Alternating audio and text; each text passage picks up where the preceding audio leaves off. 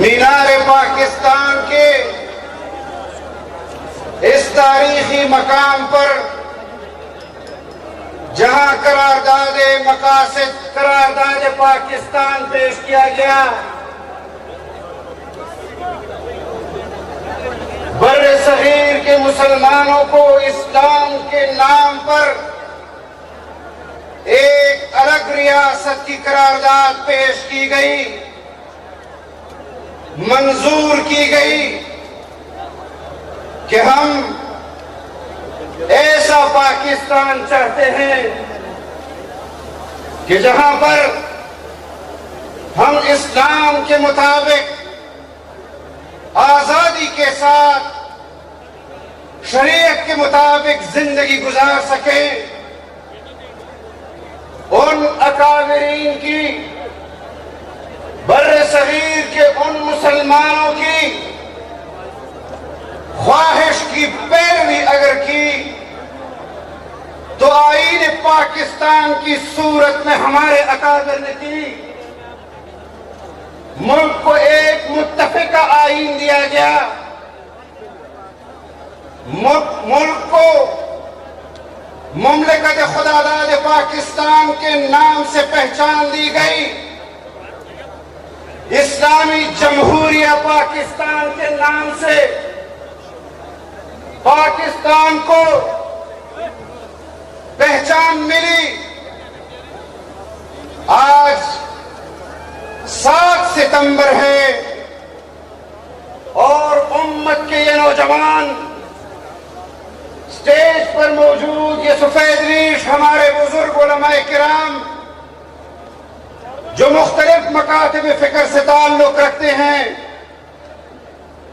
مختلف تحریکوں اور اسلامی تحریکوں سے تعلق رکھتے ہیں، مختلف اسلامی تنظیموں سے تعلق رکھتے ہیں، اپنے ان اکابرین کو جنہوں نے 7 ستمبر 1974 کو نظریاتی سرحدات پر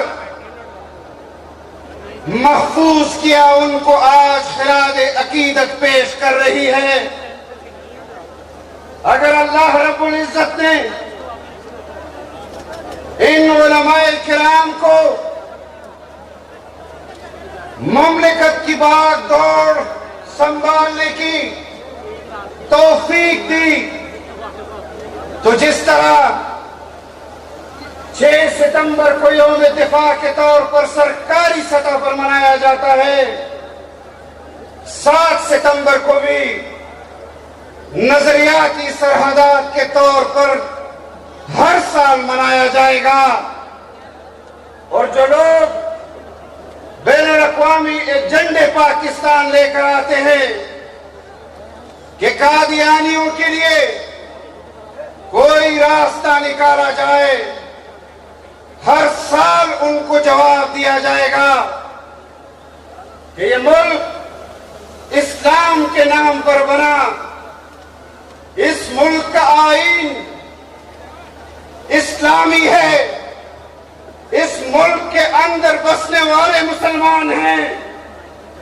ہم اقلیتوں کے حقوق کے محافظ ہیں، ڈاکوؤں کے حقوق کے محافظ نہیں ہیں۔ ہمارے اکابر نے اس دور میں بھی فتنہ قادیانیت کا سر کچلا ہے، اور تاریخ کی کتابوں میں تاریخ گواہ ہے۔ میں نے مفکر اسلام حضرت مولانا مفتی محمود رحمہ اللہ کے یہ الفاظ تحریروں میں بھی دیکھے ہیں، اپنے بزرگوں سے بھی سنے ہیں کہ جنہوں نے فرمایا قادیانیت ایک سانپ ہے جس کا سر کچلا جا چکا ہے، قیامت آ سکتی ہے لیکن فتنہ قادیانیت پھر اپنا سر نہیں اٹھا سکتا۔ اور ان کے پیروکاروں نے ثابت کر کے دکھا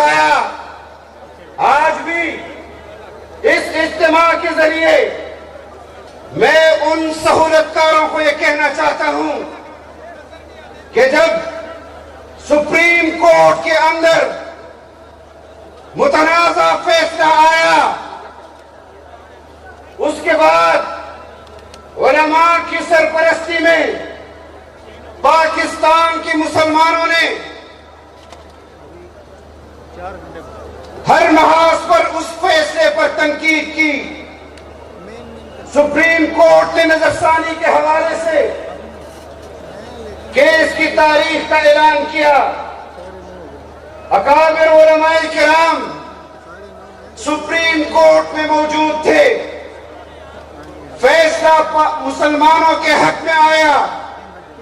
قادیانیت کے خلاف آیا۔ میں نے خود سنا کچھ نام نہاد مسلمانوں کو جنہوں نے کہا کہ یہ تو علماء کرام نے زبردستی سپریم کورٹ میں چیف جسٹس سے فیصلہ لیا ہے۔